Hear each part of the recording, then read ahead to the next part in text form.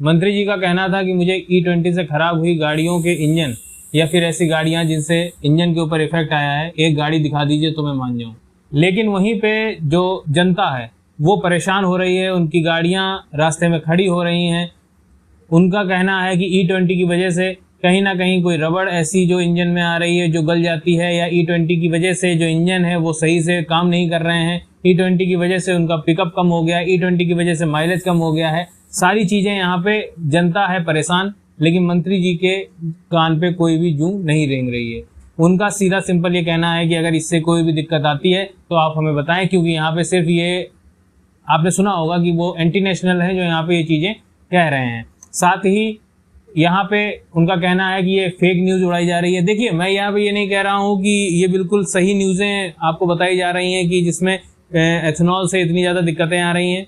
इसमें कुछ news fake भी हैं, लेकिन हाँ, अगर हम 100% लेके चलते हैं तो 100% में अगर बहुत भी हम मिनिमम मान के चलते हैं तो 10% 15% की न्यूज़ आपको सही भी देखने को मिल रही है। क्या है वो सारी चीज़ें, देखते हैं।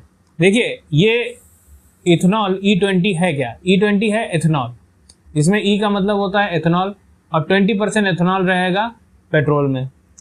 मतलब अगर 100% का पेट्रोल रहता था उसमें 20% अब एथेनॉल मिक्स किया जाएगा और बाकी 80% आपका रहेगा पेट्रोल। एथेनॉल बनता कैसे है? एथेनॉल एक अल्कोहलिक जो है प्रोडक्ट होता है, जिसको हम चावल से, वनस्पति से और मक्का से, खराब अनाज से, इन सब चीज़ों को मिला के हम यहाँ पे एथेनॉल क्रिएट करते हैं, एथेनॉल बनाते हैं और उसका यूज़ करते हैं यहाँ पे गाड़ी को चलाने के लिए, जो कि एक अल्कोहल के रूप में होता है। तो ये तो हो गया एथेनॉल। लेकिन एथेनॉल को बनाने के लिए यहाँ पे जो चीज़ों की ज़रूरत आ रही है कि एथेनॉल को बनाने के लिए भी सबसे ज़्यादा क्या लग रहा है? पानी। आपने देखा होगा कि पानी की भी लगातार किल्लत होती चली जा रही है, पानी की भी कमी होती चली जा रही है।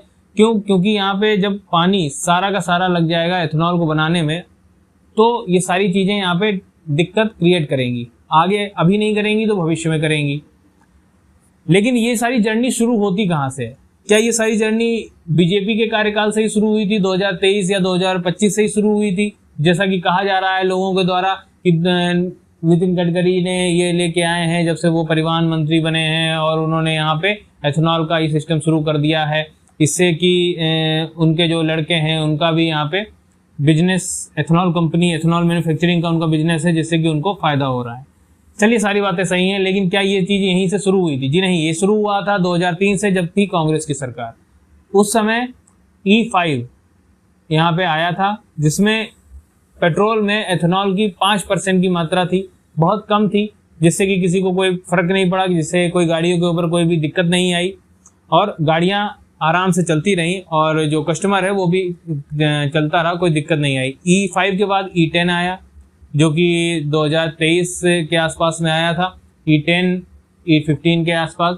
फिर उसके बाद अब यहाँ पे 2025 में इन्होंने E20 सीधे सीधे ला दिया है। 2025-26 में यहाँ पे E20 को सीधे सीधे ला दिया गया है। लेकिन कोई भी गाड़ी जो 2023 से पहले की है वो E20 के लिए कैपेबल नहीं है, वो E20 के लिए बनी नहीं है। उनके इंजन इतने कैपेबल नहीं है कि वो E20 का पेट्रोल ले सकें और उसको सर्वाइव कर सकें। वहीं पे जो 2023 के बाद की गाड़ियां हैं उसमें कंपनी कह रही है कि हमने अब जो गाड़ियां हम बना रहे हैं 2023 के बाद की, उसमें E20 कैपेबल इंजन बनाए जा रहे हैं, E20 कैपेबल टंकियां बनाई जा रही हैं, जिससे कि गाड़ियां चल सकें और दिक्कत ना आए। सरकार का पहले यहाँ पे कहना था कि इससे कोई भी दिक्कत नहीं आने वाली है आपके, ना तो माइलेज के ऊपर कोई दिक्कत आने वाली है, ना ही किसी भी तरीके का कोई दिक्कत गाड़ी में आएगी। लेकिन यहाँ पे अब शब्द जो हैं सरकार के बदलते हुए दिख रहे हैं। वहीं पे जो पेट्रोलियम मंत्री हैं उनका भी इंटरव्यू में बयान आया है, और साथ ही नितिन गडकरी जो परिवहन मंत्री हैं उनका भी बयान आया है। वहीं पे अगर हम बात करें तो इनका बयान आया है कि E20 जो पेट्रोल है, जो फ्यूल है, उससे आपका माइलेज 3 से 5% तक गिर सकता है। लेकिन कस्टमर का कहना है कि यहाँ पे ये 30% तक गिर चुका है। देखिए, 3 से 5% तक गिर सकता है, सही बात है, लेकिन ये वो कह रहे हैं, मंत्री जी कह रहे हैं 3 से 5% तक गिर सकता है। लेकिन हाँ, यहाँ पे हम ये मान के चलते हैं कि 10 से 15% तक का यहाँ पे गिरावट देखने को मिल सकती है माइलेज में। अगर 10 से 15% की गिरावट माइलेज में देखने को मिल रही है तो जो गाड़ी 1 लीटर में 50 किलोमीटर चल रही थी वो गाड़ी अब 1 लीटर में 35 किलोमीटर तक ही शायद चल पाएगी। तो ये जो इतना जो डिफरेंस आएगा वो कहाँ पे जाएगा? वो जाएगा आम आदमी की जेब पर, वो जाएगा आम आदमी की जेब पे भारी पड़ेगा।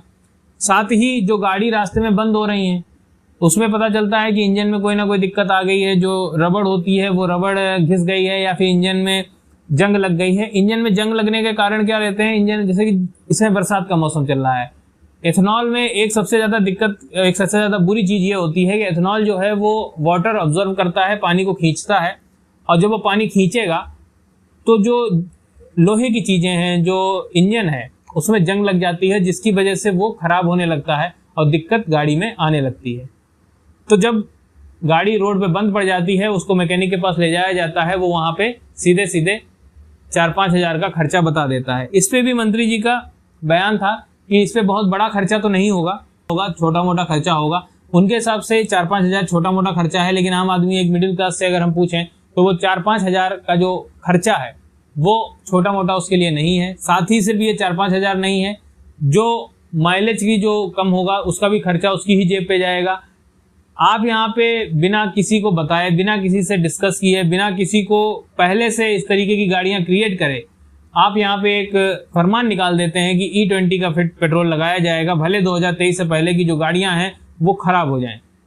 वो जो कस्टमर है जिसने 2023 से पहले गाड़ियां ली हैं उसने अपना मेहनत का पैसा डाला है, और जब वो गाड़ी खराब होगी तो उसका जिम्मेदार कौन होगा? या फिर जब गाड़ी में कोई भी दिक्कत आती है तो उसका जिम्मेदार कौन होगा? अगर आपने जो भी ये फरमान निकाला है तो उसके लिए कुछ ऐसा रेगुलेशन भी आपको निकालना चाहिए था कि कम से कम अगर उसकी वजह से जो 2023 से पहले की गाड़ियां हैं उसमें अगर कोई दिक्कत आती है तो कस्टमर अगर किसी एजेंसी के पास लेके जाता है तो एजेंसी या तो उसको कम पैसे में बना के देंगी या तो फ्री में बना के देंगी। यहाँ पे एजेंसी अपना पैसा पूरा ले रही है। यहाँ तक कि ऐसा भी नहीं है कि गाड़ी कंपनीज भी इस पे कह रही है कि E20 बहुत सी गाड़ियों के लिए सुटेबल नहीं है। यहाँ पे सरकार का कहना हो जाता है कि E20 अगर हम बता रहे हैं कि 3 से 5% का माइलेज यहाँ पे गिरेगा तो उसके अलावा यहाँ पे जो पिकअप है वो बढ़ेगा, और ये इतना स्मूथ चलती हैं गाड़ियां जिससे कि आपको बहुत आराम मिलने वाला है, जबकि ऐसा कहीं पे भी नहीं है। मुझे यहाँ पे अगर मैं अपनी चीज़ों को देख के चलता हूँ, मैं अपनी जो गाड़ी ड्राइव करता हूँ उसमें अगर हम बात करें तो पिकअप में मुझे कहीं पे भी बहुत ज़्यादा अच्छा तो नहीं दिख रहा है। जो मेरा पुराना पिकअप था गाड़ी का उससे तो यहाँ पे खराब ही हो चुका है। आप मुझे कमेंट बॉक्स में बताइएगा कि आपकी गाड़ी का पिकअप का क्या यहाँ पे सीन है, कि क्या पिकअप में जो ये मंत्री जी कह रहे हैं या जो सरकार कह रही है कि चलिए 3 से 5% का एवरेज या माइलेज आपका यहाँ पे डाउन होगा, लेकिन पिकअप में या गाड़ी के स्मूथनेस में आपको यहाँ पे फायदा मिलेगा, क्या वैसा है?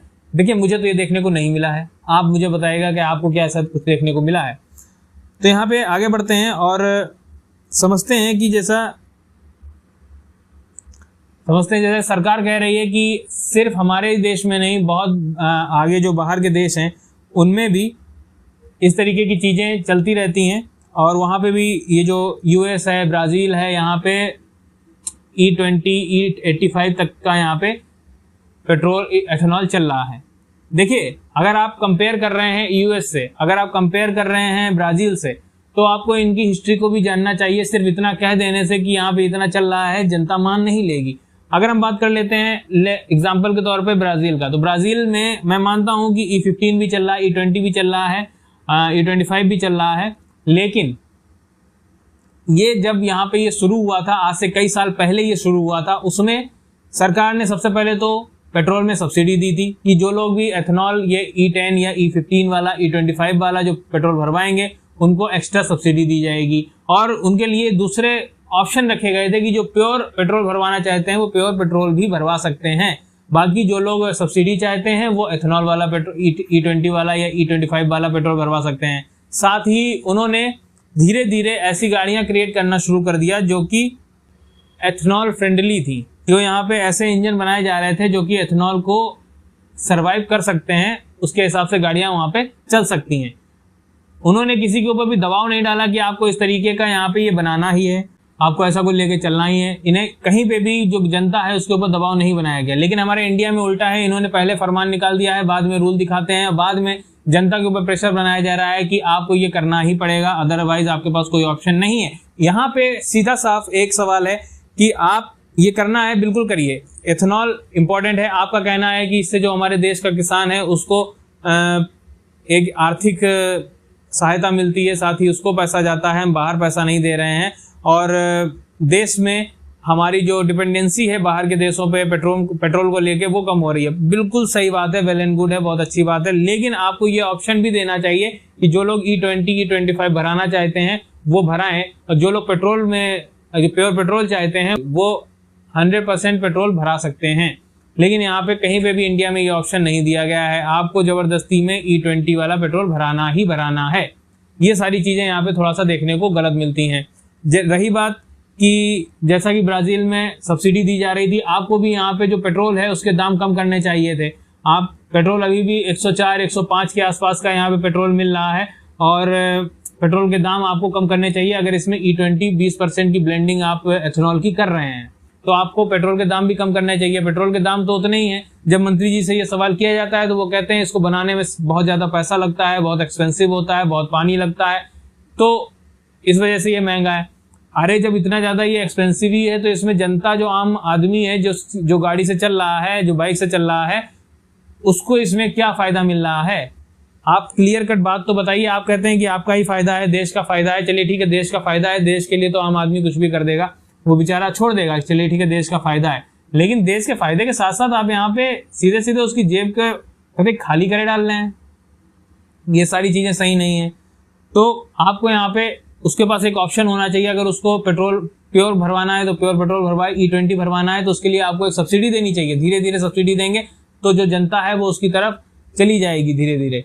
और जो गाड़ियां हैं वो एथेनॉल फ्रेंडली बनाइए, जिससे कि गाड़ियां इसको सर्वाइव कर सकें और वहां पे इंजन बंद ना हो। और साथ ही जो 2023 से पहले की गाड़ियां हैं, कंपनी को ये आप आदेश दीजिए कि हाँ, जो भी एजेंसी पे कंपनी के लेके जाते हैं वहां पे जो अगर गाड़ी E20 की वजह से गड़बड़ होती है, उसमें इंजन में कोई भी प्रॉब्लम आती है, तो वहां पे जो ये गाड़ियां हैं या तो कम पैसे में बनाई जाएंगी या तो फ्री ऑफ कॉस्ट बनाई जाएंगी। सारी चीजें यहाँ पे आपको करनी चाहिए। अब यहाँ पे जो अफवाहें उड़ाई जा रही हैं कि जो इंश्योरेंस कंपनियां हैं वो इसके ऊपर नहीं ले रही हैं कि हाँ, हम अगर इथेनॉल की वजह से भी कोई इंजन खराब होता है तो उसकी गारंटी हम नहीं लेंगे, ये सारी चीजें सही नहीं है। जो इंश्योरेंस कंपनी है वो इसको प्रोटेक्ट कर रही हैं, लेकिन कितना प्रोटेक्ट कर रही हैं ये तो बाद में ही पता चलेगा। बाकी जो अगर रास्ते में गाड़ी बंद हो जाती है उसको तो आपको पहले लेके जाना ही पड़ेगा शोरूम पे, एजेंसी पे, वहां पे ही आपको इसको जुड़वाना पड़ेगा, बनवाना पड़ेगा, और जो पैसा हो सकता है आपकी जेब से पड़ जाए। तो ये सारा पैसा आम जनता की जेब से जा रहा है और इसमें सरकार कह रही है कि फायदा आपका है। किस तरीके से हमारा फायदा है, आप मुझे एक बार इससे क्लियर कट बात करेंगे तो ज्यादा अच्छा रहेगा। तो आप सब साफ साफ बात करेंगे तो अच्छा रहेगा, जिसमें जनता को ये चीजें समझ में तो आए कि हाँ, आखिर जनता का फायदा है कहाँ पे। तो E20 को लेके जो आपके मन में अफवाह हैं उनको आप निकाल दीजिए। E20 इतना बुरा नहीं है कि E20 आपके जो गाड़ी है या फिर आपकी जो बाइक है उसको एकदम से खराब कर देगा।